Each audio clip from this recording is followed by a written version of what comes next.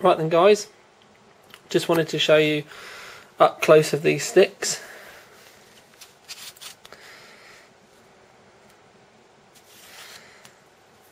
You can see Radioactive uses the Mushkin Frostbite heatsink,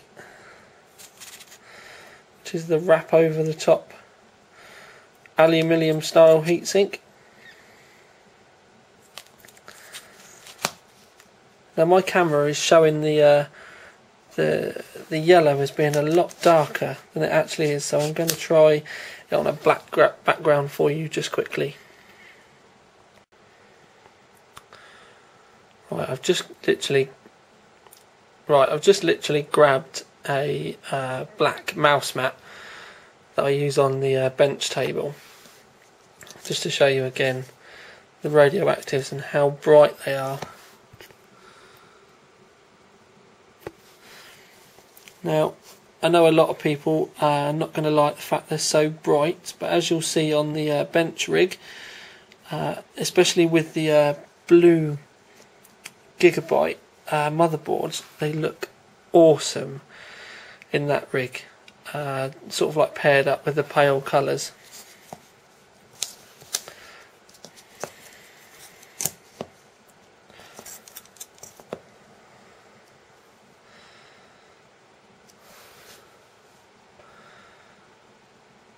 There you go.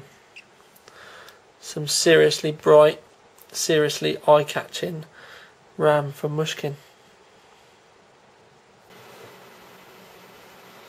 Here we go guys, here's a look at the Mushkin Radioactive actually in a system. As I said to you before, I've got it on the Gigabyte UD7 at the moment, X58 UD7. And if I take you up so you can have a look from above a bit better.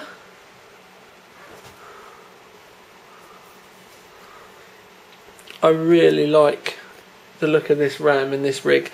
I've only taken the fan off the Noctua just to be able to show you better what the sticks actually look like in there. Again, the camera's picking the yellow up as being quite a yellow, sort of like a deep yellow. Yet this is like a quite a bright kind of stroke between almost a luminous and a pastel yellow. So yeah, just to give you a better idea, I'll zoom in, maybe the camera will pick up a little bit better when it's close up. But there you go, you can see it right up close there in the system.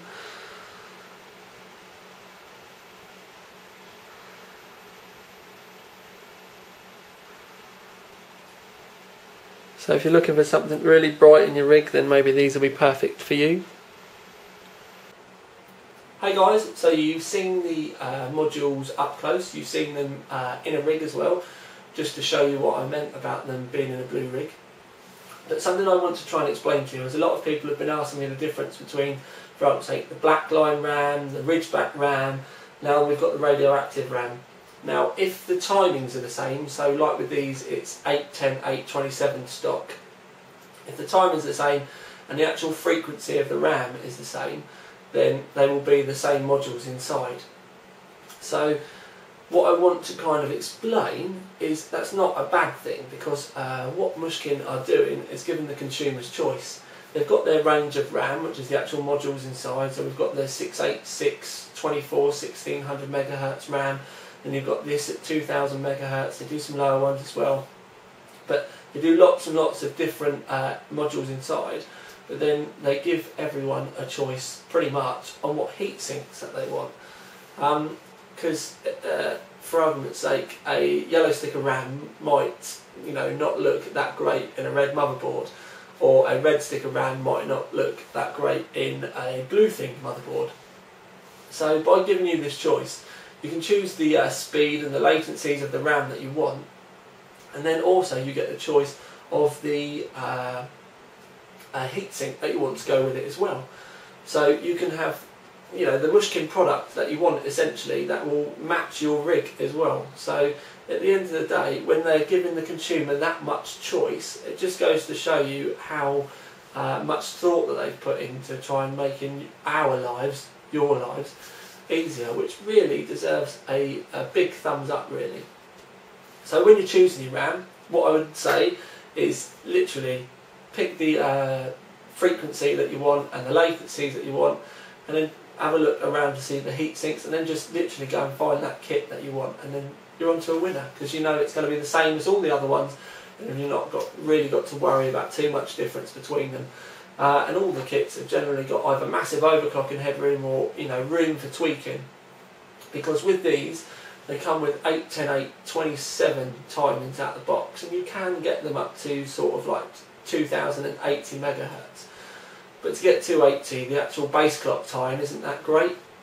So what I then set about doing was leaving the base clock at 200 and then tightening the times around it, and I easily got 89824, which was the same score or the same time as that I got with the red line that I did before. So again, it kind of all ties in that they're performing roundabouts the same. And also with it tied in with a 200 megahertz, a 200 base clock, a 2000 megahertz memory, everything ties in lovely. Helps to add for a tighter, faster kind of a better system, rather than having, for argument's sake, some like 150 base clock and 2080 megahertz RAM. It's just, or 2100 megahertz RAM. It's really not going to perform as well. But if you go with the 200 base clock, again, I know I'm going around in circles, but 200 base clock should be the goal, because everything else then fits in quite nicely. And most rigs are able to do this at reasonable volts. You won't be stressing the nads out of everything, and then technically you've still got the multiplier if you do want to play with it, to go from like 3.8 gigahertz, 3.6 gigahertz, and then you can go up past 4 gigahertz, 4.2, so it's all nicely stepped then. So that 200 base clock is a good target to aim for. But I will go in and explain more about this in an overclocking video in the future. But the long and short of it is, it's a Mushkin product. We've not found really a bad one yet. It's nice, tight times, you get a decent overall speed out of it, 2000 megahertz. So at the end of the day, it's wicked. And as you saw in the blue Gigabyte rig, it actually does look really, really nice, which is why I used the Gigabyte this time rather than using the Rampage 3, because they did look a bit out of place in the red Rampage 3 as far as my tastes are concerned anyway. But there you go, that's the Mushkin Radioactive. So at the end of the day, basically what you need to do is decide what colour you want, what speed you want, and then find the Mushkin product to suit. And I'm sure there'll be something there for you. But after me going round and round and round in circles, and to be quite honest with you, I've even been confusing myself. This is Tiny Tom Logan with another video for you. Out.